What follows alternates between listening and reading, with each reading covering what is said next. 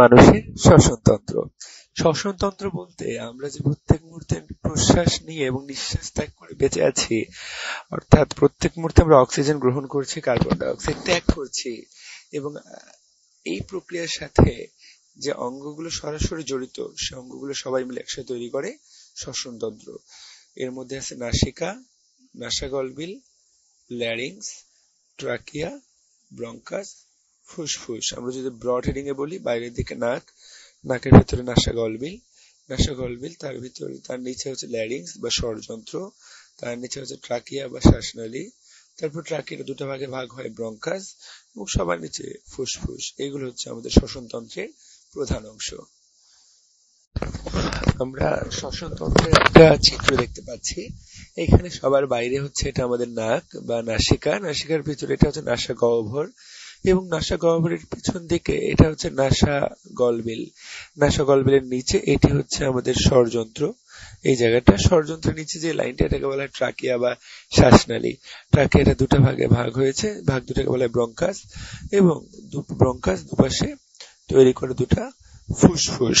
তাহলে দেখা যাচ্ছে নাক থেকে শুরু হয়, মূলত ফুসফুস দিয়ে শেষ হয়, মূলত ফুসফুসের অ্যালভিওলাস দিয়ে শেষ হয়।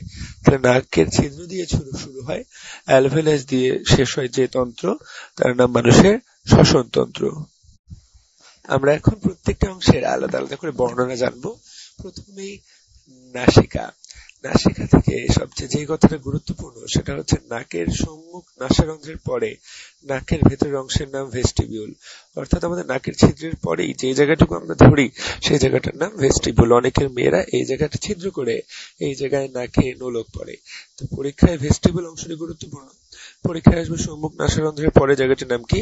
ভেস্টিবিউল। আর এছাড়া নাকের ভিতরে যে সকল কথা বলা আছে এগুলো ভর্তি পরীক্ষার জন্য খুব বেশি গুরুত্বপূর্ণ না। শুধু জানতে হবে যে সম্মুখ নাসারন্ধ্রের পরের অংশটুকুর নাম ভেস্টিবিউল। নাসিকার কাজের মধ্যে 3 নাম্বার কাজটি বেশ গুরুত্বপূর্ণ। সেটা হচ্ছে আমরা নাকের মাধ্যমে শুধু নিঃশ্বাস নিই না, আমরা কিন্তু এর মাধ্যমে ঘ্রাণ অনুভূতিও বুঝতে পারি, তাই তো? এবং নাসিকার মধ্যে কিছু কোষ থাকে যাদেরকে বলে অলফ্যাক্টরি কোষ, যারা আমাদের ঘ্রাণ উদ্দীপনা বহনে আমাদেরকে সাহায্য করে। পরীক্ষায় আসবে যে অলফ্যাক্টরি কোষ কোথায় থাকে? উত্তর নাসা গহ্বরের ভিতরে বা নাসিকার ভিতরে। নাকের পরে নাকের পেছনে যে গলবিল সেটাকে বলা হয় নাসা গলবিল। নাসা গলবিলের আগে নাকের যে ছিদ্র দুটি থাকে তাদেরকে বলা হয় কোয়ানা। আমাদের নাকে যেমন সামনে দুটো ছিদ্র আছে, ঠিক তেমনি নাসা গহ্বরের পেছন দিকে সেখানে দুটি ছিদ্র আছে যাদেরকে বলা হয় কোয়ানা। এই কোয়ানার পরে আসলে নাসা গলবিল অবস্থিত। পরীক্ষায় আসবে যে পশ্চাৎ নাসারন্ধ্রের ছিদ্র অপর নাম কি? উত্তর হচ্ছে কোয়ানা। কাজের মধ্যে নাসা গলবিলে এপিগ্লটিস থাকে, যেটি ট্রাকিয়ার প্রবেশ পথ বা স্বরযন্ত্র, যেটা আমরা একটু পরেই পড়বো, স্বরযন্ত্র বা ল্যারিংস এর মুখে ঢাকনা হিসেবে কাজ করে। তাহলে এপিগ্লটিস পরীক্ষায় আসতে পারে। এপিগ্লটিস অবস্থিত কোথায়? এক ট্রাকিয়ার প্রবেশ পথে বা স্বরযন্ত্রের উপরে, এবং এই ঘটনাটা ঘটে, এই এপিগ্লটিস থাকে আসলে কোথায়? এই অংশটা হচ্ছে নাসা গলবিল অংশ, নাসা গলবিল। নাসা গলবিলের পরে সবচেয়ে গুরুত্বপূর্ণ যে অঙ্গটি সের নাম হচ্ছে ল্যারিংস বা স্বরযন্ত্র। আমার কথা যে তোমরা শুনতে পাচ্ছ, এর কারণ আমার ল্যারিংস, আমার স্বরযন্ত্র আমার জন্য শব্দ বা স্বর তৈরি করছে। এবং পরীক্ষার জন্য খেয়াল করো, সেটা হচ্ছে এই ল্যারিংস কিন্তু ট্রাকিয়া এবং আমাদের মুখগহ্বর বা নাসা গলবিল বা মুখগহ্বরের বা মুখগলবিলের সংযোগস্থল। খেয়াল করতে হবে এই ল্যারিংস চতুর্থ, পঞ্চম এবং ষষ্ঠ গ্রীবাদেশীয় কশেরুকা, যেগুলোকে আমরা বলি সার্ভাইকাল কশেরুকা, সেই লেভেলটাতে অবস্থিত। অর্থাৎ পরীক্ষার জন্য গুরুত্বপূর্ণ, পরীক্ষা আসতে পারে কোন কোন কশেরুকার সামনে আমরা ল্যারিংসটিকে পাবো। আমরা চতুর্থ, পঞ্চম এবং ষষ্ঠ এই কশেরুকাগুলোর ঠিক সামনে আমাদের ল্যারিংস বা স্বরযন্ত্রটিকে পাবো, এবং হাইওয়েড অস্থির ঠিক নিচে আমাদের এই ল্যারিংসটি অবস্থিত। খেয়াল করতে হবে যে বয়ঃসন্ধিকালের পর মহিলাদের চেয়ে পুরুষের ল্যারিংসটা বেশি উন্নত হয়, তাই পুরুষের গলার স্বরটা হয় অপেক্ষাকৃত ভারী। এটি একটি গুরুত্বপূর্ণ কথা। তার চেয়ে গুরুত্বপূর্ণ কথা, আমরা পুরুষের ক্ষেত্রে দেখেছি যে আমাদের পুরুষদের ক্ষেত্রে আমাদের গলার মধ্যে একটা জিনিস উঁচু হয়ে থাকে, যেটাকে বলা হয় অ্যাডামস অ্যাপেল। অ্যাডামস অ্যাপেল, তোমরা এই কাহিনীটা জানো যে মুসলমান ধর্মে এবং খ্রিস্টান ধর্মাবলম্বীরা বিশ্বাস করে পৃথিবীর প্রথম মানুষ আদম আলাইহিস সালাম বা অ্যাডাম, তিনি সৃষ্টিকর্তার আদেশ অমান্য করে জান্নাতে বা বেহেশতে একটি ফল খেয়েছিল। সেই ফলটি ছিল আপেল বা গন্ধম ফল। সেই ফলটি কিন্তু সে খেয়ে গলাধঃকরণ করতে পারেনি, তার সেটা গলায় আটকে গিয়েছিল। এবং যারা মুসলমান ধর্মাবলম্বী তারা বিশ্বাস করে আমাদের এই যে পুরুষদের উঁচু জায়গাটা, এই জন্য এটা উঁচু দেখা যায় সেই ফলটির জন্য, সেই ফলটির একটা প্রতীক আমরা বহন করে চলেছি। তো এই অ্যাডামস অ্যাপেল আসলে আর কিছুই না, এটি আসলে আমাদের ল্যারিংস এর বাইরে যে তরুণাস্থিটা থাকে সেই তরুণাস্থিটা। এই তরুণাস্থিটার নাম থাইরয়েড তরুণাস্থি। খুবই গুরুত্বপূর্ণ। ল্যারিংস এর সবচেয়ে বড় তরুণাস্থিটার নাম হচ্ছে থাইরয়েড তরুণাস্থি, এবং বলা হয়েছে এটাই পুরুষের সামনে উঁচু হয়ে থাকে। পরীক্ষার জন্য খুবই গুরুত্বপূর্ণ কথা যে ল্যারিংস গঠিত হয় মূলত, ল্যারিংস এর প্রধান তরুণাস্থির নাম কি? উত্তর হবে থাইরয়েড তরুণাস্থি। এবং ল্যারিংসের খেয়াল করো, ল্যারিংসটি মুখ বিবরে একটি ছিদ্র দিয়ে উন্মুক্ত, এই ছিদ্রটিকে বলা হয় গ্লটিস। ল্যারিংসটাকে আমি যদি বক্সের মতো চিন্তা করি, উপরে একটা ছিদ্র থাকে, নিচের দিকে এরকম। ল্যারিংস মূলত আসলে এটাই, নিচের দিকে ট্রাকিয়া থাকে, এখানে উপরের এই ছিদ্রটাকে বলা হয় গ্লটিস। এবং ঠিক আমরা আগের স্লাইডে দেখেছি যে এই ছিদ্রের উপরে একটা ঢাকনা থাকে, যেই ঢাকনাটাকে বলা হয় এপিগ্লটিস। এরপর গ্লটিসের মুখে যে এপিগ্লটিস নামক যে ঢাকনাটা থাকে, আমরা সেটা আগেরটাতে আলোচনা করলাম। এই ল্যারিংসের ভিতরে 6টি ভোকাল কর্ড থাকে। অত্যন্ত গুরুত্বপূর্ণ কথা ভর্তি পরীক্ষার জন্য, যে ল্যারিংসের ভিতরে ভোকাল কর্ড থাকে কয়টি, এখানে বলা হয়েছে 6টি, পরীক্ষা আসবে কয়টি ভোকাল কর্ড থাকে। এবং এই ভোকাল কর্ড গুলো যখন টান টান হয়ে যায় তখনই মূলত আমাদের স্বরের সৃষ্টি হয়।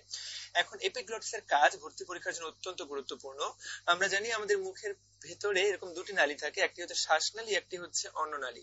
আমরা যে খাবারটা খাই সেটা এখানে এসে ডিসিশন নিতে হয় খাবারটাকে, যে সে কোথায় যাবে, অন্ননালীতে যাবে নাকি শ্বাসনালীতে যাবে। সে খাবারের তোর মাথায় বুদ্ধি নাই যে সে অন্ননালীতে চিনতে পারবে। তো সেই জন্য যেহেতু খাবার যে কোনো রীতিতে প্রবেশ করতে পারে, ঠিক সেই জন্য সৃষ্টিকর্তা এই জায়গায় এই মুখে যে ল্যারিংস, সেই ল্যারিংস এর উপর একটা ঢাকনা দিয়ে দিয়েছে, এপিগ্লটিস নামে ঢাকনা। যখনই আমরা কোনো খাবার খাই তখনই এই এপিগ্লটিস খাবারটা যখনই আমরা খেতে যাই তখনই সেটা ল্যারিংস এর মুখটা বন্ধ করে দেয়। ফলে খাবার আর ল্যারিংসে তদুপরি শ্বাসনালীতে প্রবেশ করে না, খাবারটা সরাসরি চলে যায় অন্ননালীতে বা খাদ্যনালীতে। তাহলে খাদ্যনালীর সময় গ্লটিসটি এপিগ্লটিস নামক ঢাকনার মাধ্যমে বন্ধ থাকে। আর স্বরযন্ত্রের মূল কাজ কি?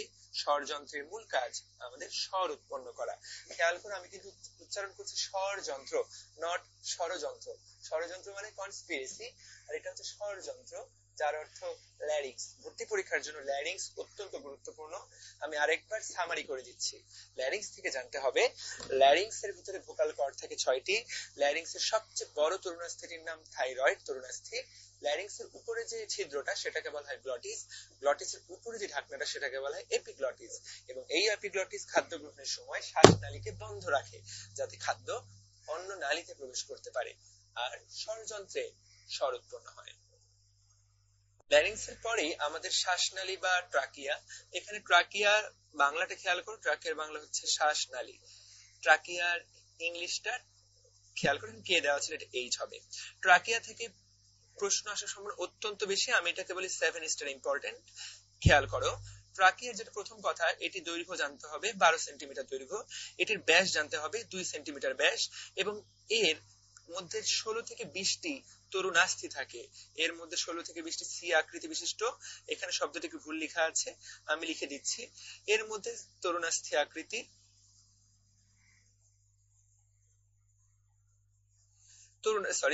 16 থেকে 20টি সি আকৃতির তরুণাস্থি থাকে। এই লাইনটা এখানে শেষ, এবং আকৃতি বিশিষ্ট তরুণাস্থি থাকে, এরপরে এই লাইন। তাহলে তিনটা কথা জানলাম। প্রথম কথা, ট্রাকিয়ার দৈর্ঘ্য 12 সেন্টিমিটার, এর ব্যাস 2 সেন্টিমিটার, এবং এর প্রাচীরে 16 থেকে 20টা সি আকৃতির তরুণাস্থি থাকে। ভর্তি পরীক্ষার জন্য অত্যন্ত গুরুত্বপূর্ণ। ট্রাকিয়া তরুণাস্থিগুলো আকৃতি কি? সি আকৃতির। সংখ্যা কতটি? 16 থেকে 20টি। এটা একটা গুরুত্বপূর্ণ তথ্য। এবং ট্রাকিয়ার ভিতরের যে এপিথেলিয়াম, সেই এপিথেলিয়াম আবরণটার নাম খেয়াল করো, স্ট্রেটিফাইড লোমোস এপিথেলিয়াম। লোমোস মানে লোমযুক্ত বা সিলিয়া যুক্ত এপিথেলিয়াম। ট্রাকিয়ার ভিতরে সিলিয়া থাকে, কিন্তু খেয়াল করে স্ট্রেটিফাইড, কিন্তু তার মানে অনেকগুলো স্তর। আমরা এই জিনিসটা খেয়াল করব, সিউডো স্ট্রেটিফাইড বা স্ট্রেটিফাইড।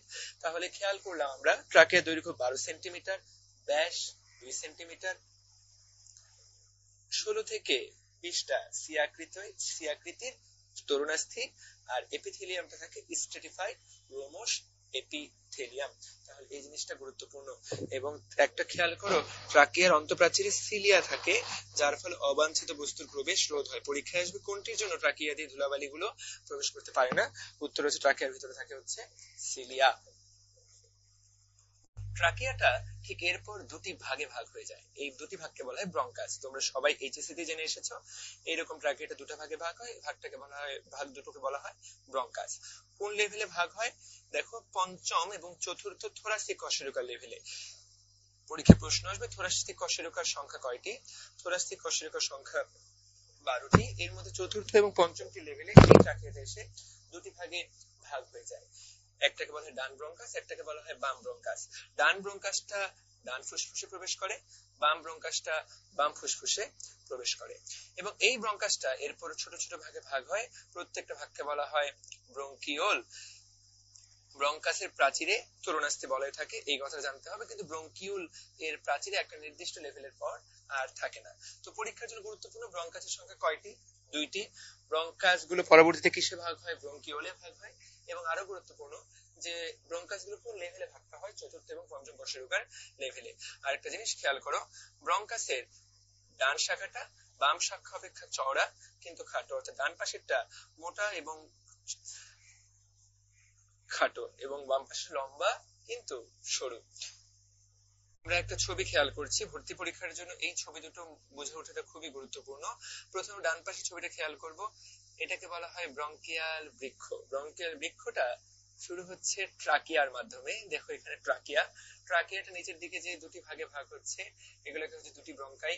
ব্রঙ্কাই গুলো এরপর ব্রঙ্কিওলে ভাগ হচ্ছে, ব্রঙ্কিওল গুলো এরপর অ্যালভিওলার নালী, তারপরে অ্যালভিওলার থলি, তারপরে অ্যালভিওলাই। এই যে সিরিয়ালটা, এটাকে বলছে ব্রঙ্কিয়াল বৃক্ষের সিরিয়াল। এটা খুবই গুরুত্বপূর্ণ ভর্তি পরীক্ষার জন্য। ট্রাকিয়া দুটি ভাগে ভাগ হয়, ব্রঙ্কিওল হয়, অ্যালভিওলার নালী, অ্যালভিওলার থলি এবং অ্যালভিওলাই। ছবিতে আমরা তাকিয়ে দেখি, ছবির মধ্যে উপরে যে লম্বা সোজাটা সেটি হচ্ছে ট্রাকিয়া, তারপর দুটি ভাগে ভাগ হলো ব্রঙ্কাই, তার প্রত্যেকটা ভাগকে বলা হচ্ছে ব্রঙ্কিওল, তারপর এইটা হচ্ছে অ্যালভিওলার নালী, পুরোটা অ্যালভিওলার থলি, এবং ভেতরের দিকে গোল গোল গোল গোল বেলুনের মতো থাকে অ্যালভিওলাই। এই ছবিটা, এই সিরিয়ালটা পারতে হবে। এই সিরিয়ালটা প্রত্যেকবারই বিভিন্ন রকম বিভিন্ন ভার্সিটির ভর্তি পরীক্ষায় আসে।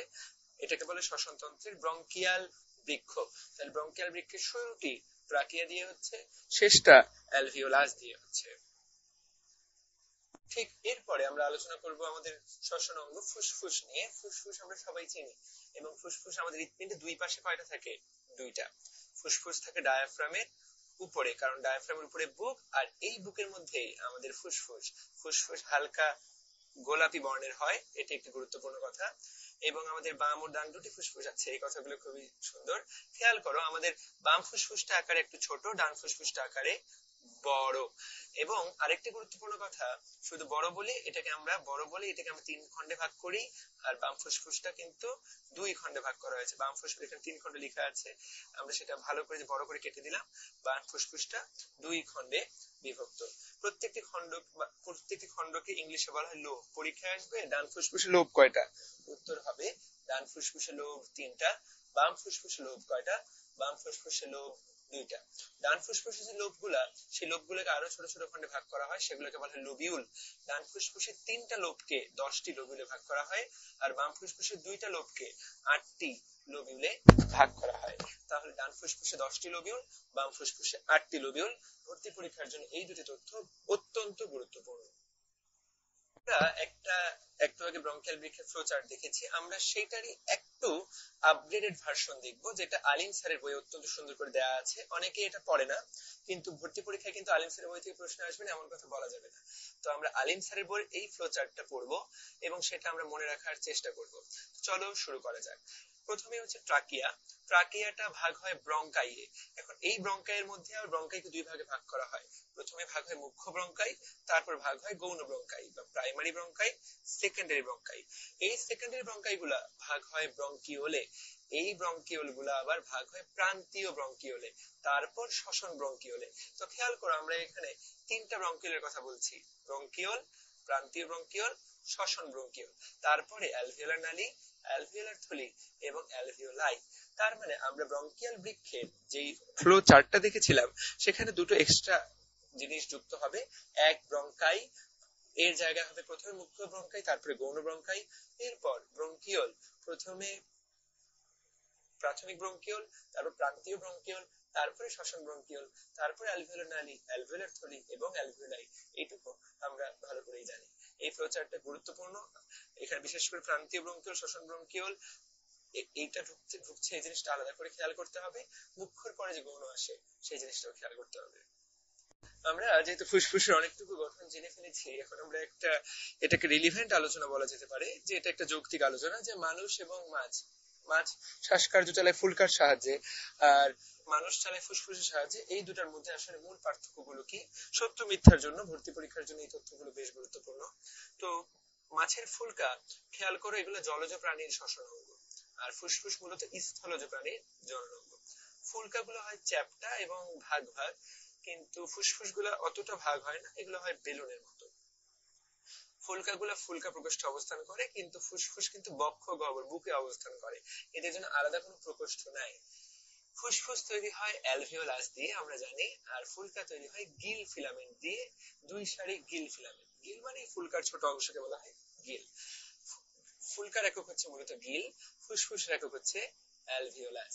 আর রক্ত জালক সমৃদ্ধ হয়, সহজেই সেটা পানিতে দ্রবীভূত অক্সিজেন গ্রহণ করতে পারে।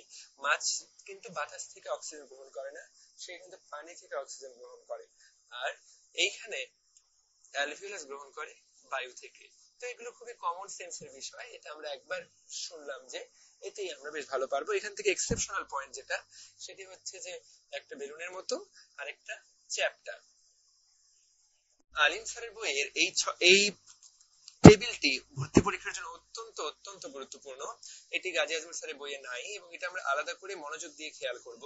দেখো আমাদের শ্বসন তন্ত্রকে তিনটি ভাগে তারা আলোচনা করেছে। প্রথমে তারা বলেছে ঊর্ধ্ব শ্বসন নালী, নিম্ন শ্বসন নালী এবং ফুসফুসকে পুরো তারা একটা আলাদা ভাগে ভাগ করেছে। তো চলো দেখি আমরা ঊর্ধ্ব শ্বসন নালী কাকে বলে।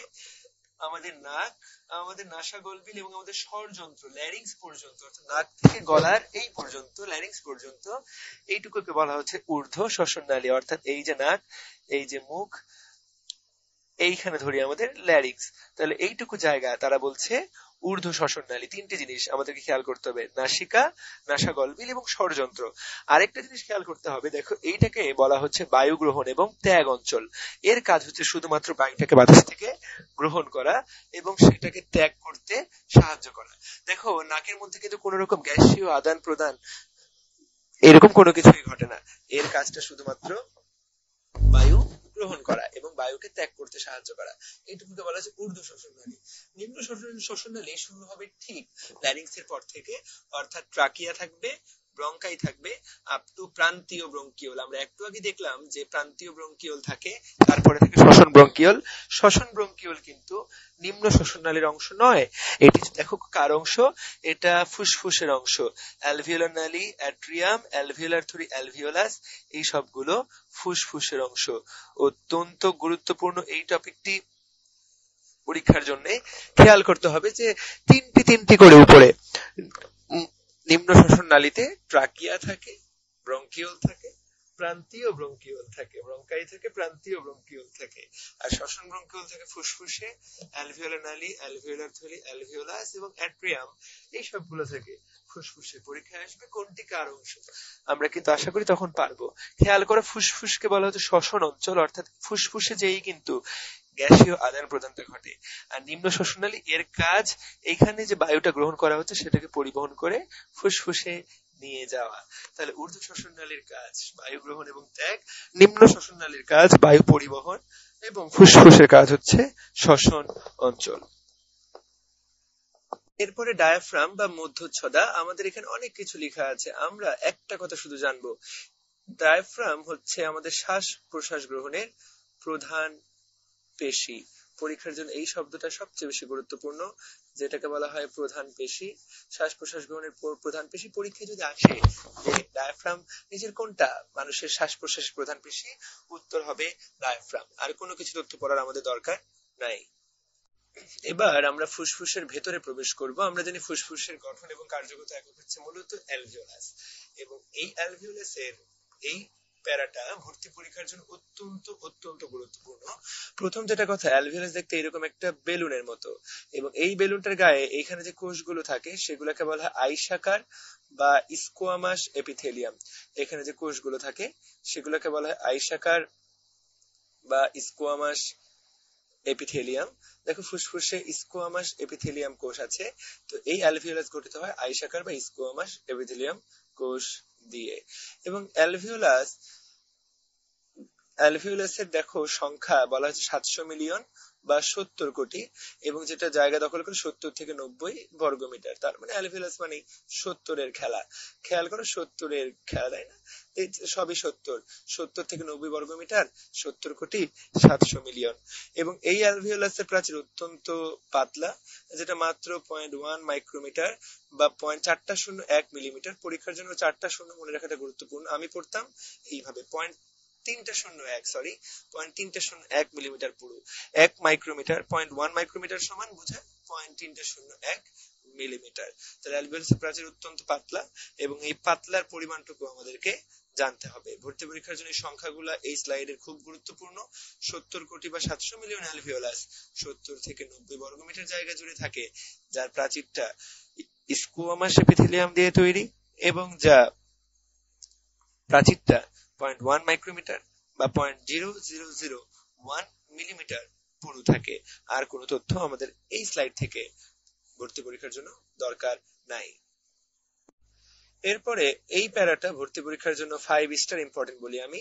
5 স্টার এর চেয়ে বেশি বললে আরো বেশি বলতে হবে, কারণ এটা মেডিকেল ভর্তি পরীক্ষা। এখান থেকে বিগত বছর প্রশ্ন এসেছিল, খুবই সূক্ষ্ম প্রশ্ন এবং খুবই সুন্দর প্রশ্ন। খেয়াল করো, অ্যালভিওলাসের প্রাচীরের বিশেষ কিছু কোষ প্রাচীরের অভ্যন্তর তলে ডিটারজেন্টের মতো একটা পদার্থ ক্ষরণ করে, ডিটারজেন্টের মতো পদার্থ ক্ষরণ করে। এই পদার্থের নাম হচ্ছে সারফেক্টেন্ট। আমরা সার্ফেক্সেল নাম জানি, তো সারফেক্সেল একটা ডিটারজেন্ট, এখানে নামটা মিল আছে। এই পদার্থের নাম হচ্ছে সারফেক্টেন্ট, যেটা মূলত সারফেস টেনশন এর উপরে কাজ করে। সারফেস টেনশন বলতে বোঝায় পৃষ্ঠ টান। এই সারফেক্টেন্টের কাজ অ্যালভিওলাসের প্রাচীরের পৃষ্ঠ টানটাকে কমিয়ে দেওয়া। পরীক্ষায় এটি এসেছিল যে সত্য মিথ্যায় কমিয়ে দেওয়ার জায়গায় বাড়িয়ে দেওয়া ছিল, নিচের কোনটা সারফেক্টেন্টের কাজ নয়। তো মনে রাখতে হবে, এটা কিন্তু পৃষ্ঠ টানটাকে কমিয়ে দেয়। ফলে বেলুনটা দেখো, মনে করো এটা একটা বেলুন, তুমি বেলুনটাকে বাইরে থেকে চেপে রাখছো এবং তুমি মুখ দিয়ে ফু দিচ্ছ। এখানে বেলুনটা কিন্তু ফোলাতে পারবা, তুমি যদি হাত দিয়ে চেপে রাখো পারবা না, কারণ তার পিঠের উপর অনেক বেশি চাপ কাজ করতেছে, তাই তো? তো যদি কোনো কারণে এই চাপটা কমে যায়, তাহলে কিন্তু মনে করো তুমি হাতটা ছেড়ে দিলে, তখন ফু দেওয়া মাত্র বেলুনটা এইভাবে বড় হয়ে উঠবে। তার মানে পৃষ্ঠটানটাকে কমিয়ে দিলে বেলুনটা সহজেই ভরে যাবে। অর্থাৎ আমাদের অ্যালভিওলাসটাকে যদি আমরা বেলুন হিসেবে চিন্তা করি, যখন সারফেক্টেন্ট তার উপরে কাজ করে, তখন তার পৃষ্ঠটানটা কমে যায়, ফলে সেটা সহজেই সংকুচিত প্রসারিত হতে পারে। এখানে সেটাই বলা হয়েছে, শ্বাস প্রশ্বাসের সময় ফুসফুস কম পরিশ্রমে সংকুচিত এবং প্রসারিত হতে পারে। এটা 1 নাম্বার কথা। 2 নাম্বার, এটি পৃষ্ঠটান যেমন কমায়, এটি অক্সিজেন এবং কার্বন ডাই অক্সাইডের দ্রুত বিনিময়ে সাহায্য করে, এবং অবশ্যই এটা বাতাসে আগত জীবাণু ব্যাকটেরিয়াকেও ধ্বংস করে। এই 3টি তথ্য পরীক্ষার জন্য খুবই গুরুত্বপূর্ণ। জানতে হবে 23 সপ্তাহ বয়স যখন মায়ের পেটে হয় ভ্রূণের, তখন সর্বপ্রথম তার সারফেক্টেন্টের ক্ষরণ শুরু হয়। ভর্তি পরীক্ষার জন্য অত্যন্ত গুরুত্বপূর্ণ তথ্য। কত সপ্তাহ বয়সে সারফেক্টেন্টের ক্ষরণ শুরু হয়? 23 সপ্তাহ বয়সে। এবং বলা হয় যে 23 সপ্তাহ বয়সে যখন সারফেক্টেন্টের প্রথম ক্ষরণ শুরু হয়, তারপর মূলত ভ্রূণের ফুসফুসটা খানিকটা সচল হয়। তো কারো এবং ফুসফুস সচল না হলে ভ্রূণ তো যদি এই অবস্থায় জন্মগ্রহণ করে তাহলে কিন্তু ভ্রূণটা বেঁচে থাকবে না, কারণ তার ফুসফুস থাকবে অচল। কিন্তু 23 সপ্তাহ পরে যদি ভ্রূণটা কোনোভাবে দুনিয়ার বুকে জন্মায়, তার কিন্তু ফুসফুসটা সচল হবে, সে কিন্তু শ্বাস নিয়ে দুনিয়ার বুকে বেঁচে থাকতে পারবে। অর্থাৎ 23 সপ্তাহ বয়সের আগে আসলে বলা হয় যে বাচ্চার আসলে জীবন থাকে না। তো এই সময়ে ভ্রূণটাকে স্বাধীন অস্তিত্বের অধিকারী হিসেবে গণ্য করা হয় না। সেজন্য অনেক দেশে 24 সপ্তাহের আগে মানব ভ্রূণকে স্বাধীন অস্তিত্বের অধিকারী গণ্য করা হয় না বলে সেই পর্যন্ত গর্ভপাতের অনুমতি দেয়া হয়। তারা সেই সন্তানটাকে তারা হত্যা বলে মেনে নেয় না, কারণ বলা হয় যে আসলে সে যদি সেই অবস্থায় দুনিয়ায় জন্মাইতো, তার কিন্তু জীবন থাকতো না, বা এখন কিন্তু তার পেটে আসলে জীবন নাই, যেহেতু সে পৃথিবীতে বেঁচে থাকতে পারতো না। তো সেজন্য তারা এটাকে হত্যা হিসেবে গণ্য করে না। সেজন্য অনেক দেশে 24 সপ্তাহের আগে ভ্রূণগুলোকে স্বাধীন অস্তিত্বের অধিকারী গণ্য করা হয় না বলে গর্ভপাতের অনুমতি দেওয়া হয়। 23 সপ্তাহ বয়সে প্রথম ক্ষরণ শুরু হয়, 24 সপ্তাহ বয়সে গর্ভপাতের অনুমতি, 24 সপ্তাহ বয়সের আগ পর্যন্ত গর্ভপাতের অনুমতি দেওয়া হয়। আর নূরে পারভীন ম্যাডামের বইয়ে বলা হয়েছে 22 সপ্তাহ বয়স পর্যন্ত, 22 সপ্তাহ বয়সে মানব ভ্রূণের সর্বপ্রথম সার্ফেক্টরিকরণ শুরু হয়। এখন পরীক্ষার অপশনে যেটা থাকবে, যদি 22 থাকে 22 দাগাবা, যদি 23 থাকে 23 দাগাবা। তোমরা প্রশ্ন করো যে ভাইয়া যদি 22 এবং 23 দুটাই থাকে কোনটা দাগাবো, তখন 23 দাগাবা। গাজী আজমল স্যারের বইটা বেশি প্রচলিত, এইটাই বেশি প্রতিষ্ঠিত, এবং মূলত 23 সপ্তাহ বয়সেই আসলে সার্ফেক্টরিকরণটা শুরু হয়। তবে যদি 23 না থাকে, আমি আবার বলে দিচ্ছি, অবশ্যই 22 সপ্তাহ বয়স এটি দেখাতে হবে। আমরা যদি অ্যালভিওলাসের কাজ দেখি, এই অ্যালভিওলাসটা বেলুনের মতো এবং তার চারপাশে থাকে কৈশিক নালিকা। এই অ্যালভিওলাসে অক্সিজেন ভরে যায় এবং সেই অক্সিজেনটা কৈশিক নালিকাতে চলে যায়। কৈশিক নালিকার মধ্যে যে কার্বন ডাই অক্সাইডটা থাকে সেটা চলে আসে এই অ্যালভিওলাসে। তাহলে দেখো আদান প্রদান হচ্ছে কার কার মধ্যে, অ্যালভিওলাসের প্রাচীর এবং কৈশিক জালিকার রক্তের মধ্যে। এবং এই কৈশিক জালিকাটা তৈরি হয় কোথা থেকে? পালমোনারি ধমনী থেকে। এবং কৈশিক জালিকাটা শেষ হয় কিভাবে? পালমোনারি শিরার মাধ্যমে, তাই তো? কৈশিক জালিকার শুরু পালমোনারি ধমনীর মাধ্যমে, সেটা কৈশিক জালিকার ভাগ হলো, এবং তারা আবার কৈশিক জালিকাগুলো মিলিত হয়ে পালমোনারি শিরা তৈরি করলো। এবং খেয়াল করব আমরা, পালমোনারি ধমনী দিয়ে কিন্তু কার্বন ডাই অক্সাইড যুক্ত রক্তটা আসে, সেটা অ্যালভিওলাসে চলে যায়, কিন্তু পালমোনারি শিরা দিয়ে কিন্তু অক্সিজেন যুক্ত রক্তটা আবার দেহে ফিরে আসে। তো এইটা হচ্ছে দেহের ব্যতিক্রমধর্মী ধমনী, ব্যতিক্রমধর্মী শিরা। যেখানে ধমনীতে সাধারণত অক্সিজেন থাকে, সেখানে এখানে ধমনীতে আছে কার্বন ডাই অক্সাইড, আর এখানে আছে পালমোনারি শিরার মধ্যে আছে এখানে অক্সিজেন। এবং এখানে দেখা যাচ্ছে যে স্কোয়ামাস এপিথেলিয়াম প্রাচীর দিয়ে এইটা আমরা বলেছি যে অ্যালভিওলাসের প্রাচীরটা গঠিত।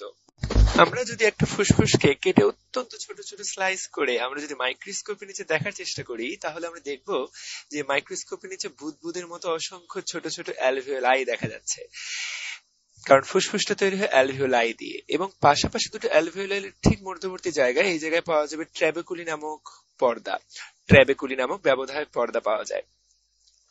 এবং আমরা জানি যে ব্রঙ্কিওলের ভেতরটা সিলিয়া যুক্ত, তাই তো? এই তথ্যগুলো গুরুত্বপূর্ণ। আর আমাদেরকে জানতে হবে অ্যালভিওলাসের যে প্রাচীর, এই যে অ্যালভিওলাস, এখানে 5 ধরনের কোষ থাকে, 5 টাইপস অফ সেল। এর মধ্যে টাইপ 1 অ্যালভিওলার কোষ, টাইপ 2 অ্যালভিওলার কোষ, ম্যাক্রোফেজ, এন্ডোথেলিয়াল কোষ এবং আরবিসি। নামগুলো গুরুত্বপূর্ণ। টাইপ 1, টাইপ 2, ম্যাক্রোফেজ, এন্ডোথেলিয়াল কোষ এবং আরবিসি। এই কথাগুলো বেশ গুরুত্বপূর্ণ ভর্তি পরীক্ষার জন্য। কোন রকম কোষ থাকে না ভর্তি পরীক্ষায়, এই প্রশ্নটি কিন্তু আসতেই পারে।